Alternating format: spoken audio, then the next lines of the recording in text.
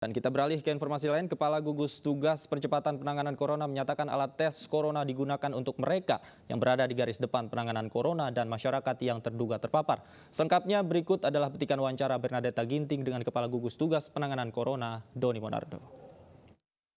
Angka pasien positif corona semakin hari semakin bertambah. Tentunya ini menjadi sebuah kepanikan di tengah masyarakat yang belum bisa terbendung hingga hari ini.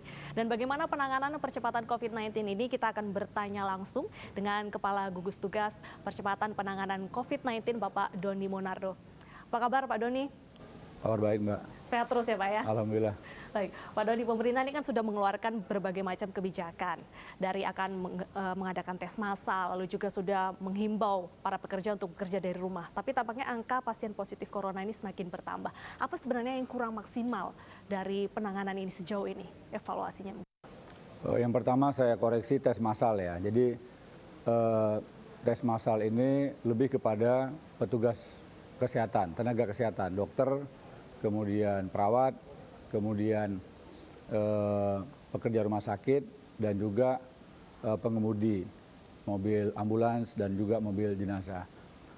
Lantas yang kedua adalah mereka yang diduga pernah berhubungan dengan pasien positif. Jadi ini yang harus menjadi prioritas, sehingga kita harus memahami tidak perlu semua orang harus mengikuti rapid test ini. Jadi kalau seseorang dalam kondisi sehat, tidak ada gejala, tidak ada demam, ya, tidak batuk, tidak pilek, tidak meriang badannya, saya anjurkan jangan mengikuti tes supaya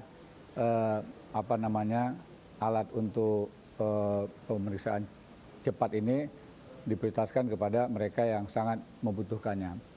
Kemudian yang kedua, persoalan kita yang sekarang terjadi dan bukan hanya di negara kita, tetapi di banyak negara, walaupun tingkat ekonominya, tingkat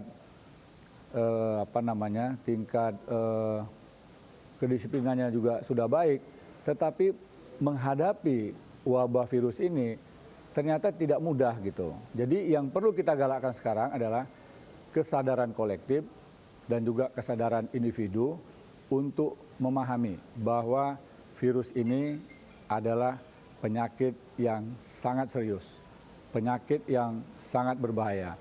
Tetapi satu hal, dalam hal ini tidak boleh panik. Karena panik ini akan membuat imunitas tubuh kita berkurang. Nah, kalau imunitas tubuh kita berkurang, dampaknya penyakit akan mudah datang. Ya. Kemudian dari sejumlah pakar telah memberikan data, masukan, bahwa 90% proses penularan atau proses terjadinya seseorang terinfeksi itu melalui tangan. Dari mana? Ya, jadi orang-orang yang memegang sesuatu. Berjabat tangan juga ya? Berjabat tangan, ya, menyentuh, memegang dan sebagainya. Kemudian tanpa sadar, sekali lagi tanpa sadar, itu mengucek-ngucek mata, memegang hidung, ya, memegang mulut. Nah, inilah proses terjadinya seseorang terinfeksi.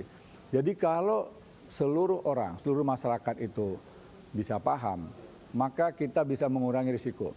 Nah, termasuk juga jarak. Ya. Jarak antar orang itu harus dijaga, tidak boleh kurang dari 1 meter. Termasuk juga mereka yang secara fisik mungkin sudah mulai ada gejala. Sebaiknya di rumah, jangan kemana-mana. Nah, dalam keluarga besar pun, ya, itu pun harus memperhatikan protokol kesehatan. Di rumah pun tidak boleh berdekatan. Harus selalu jaga jarak. Nah, kalau protokol ini ditaati, saya yakin kita bisa mengurangi risiko yang terjadi. Baik, jadi pemerintah ini menekankan adanya physical distancing. Tapi kita tidak bisa memungkiri masyarakat ini panik. Mereka tidak merasa ada gejala, tapi karena melihat berita pasien positif corona tanpa gejala, akhirnya mereka berbondong-bondong memeriksakan diri. Apakah ini juga menghambat kinerja tim medis, Pak?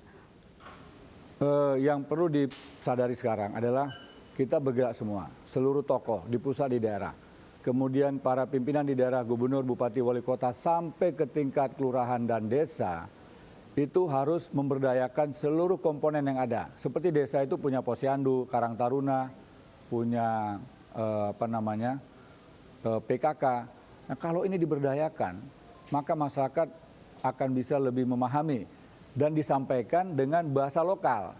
Jadi kalau social distancing dan physical distancing itu diterjemahkan dengan kata yang sama sampai ke tingkat RT RW, rakyat nggak ngerti.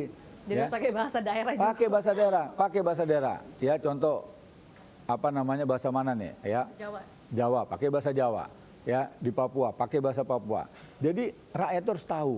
Ya dan kampanye-kampanye ke depan yang seperti Mbak katakan tadi, anak-anak muda, generasi milenial, ini harus bisa digerakkan untuk ikut membantu kampanye nasional sesuai dengan kultur lokal. Baik. Ya. Nah, kalau kita bicara anak muda ini banyak sekali peneliti yang mengatakan anak muda ini sebagai salah satu sumber yang membuat virus COVID-19 ini sangat cepat. Benarkah itu, Pak Doni? Sangat benar, ya. Tetapi kalau dilihat kasusnya, anak muda yang positif itu relatif kecil.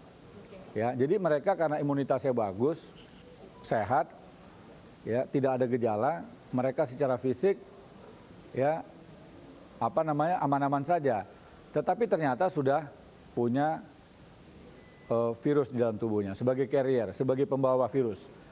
Ketika dia berada di areal publik, lantas dia berdekatan dengan orang yang memiliki risiko tinggi. Usia juga lebih tua ya. Memiliki risiko tinggi itu siapa? Yang pertama orang lanjut usia, kemudian yang kedua adalah orang yang punya penyakit penyerta. Seperti apa? Asma, ya, kemudian diabetes, ya, kemudian jantung dan sebagainya. Jadi kalau kita lihat kasus ini paling banyak menimbulkan risiko terbesar adalah kepada dua kelompok ini. Nah, oleh karenanya anak-anak muda, ya, ketika berkumpul pun harus bisa memahami, jangan mendekati orang-orang tua kita, ya, orang-orang yang secara usia sudah lanjut, dan juga jangan mendekati sahabat-sahabat kita kalau kita tahu dia punya risiko tinggi, ya, punya penyakit penyerta yang saya katakan tadi.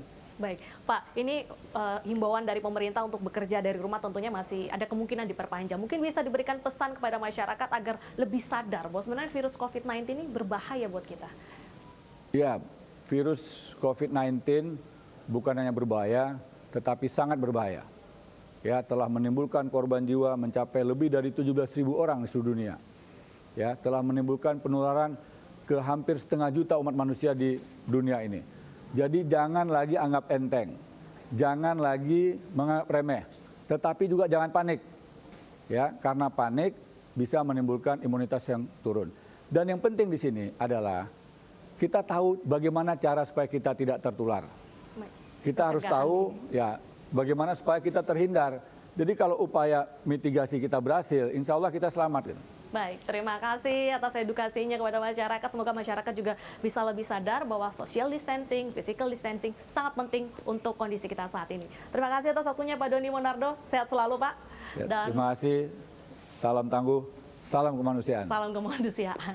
Dan pemirsa, demikian perbincangan kita dengan Bapak Doni Monardo selaku Kepala Gugus Tugas Percepatan Penanganan COVID-19. Saya Bernadette Ginting undur diri. Terima kasih.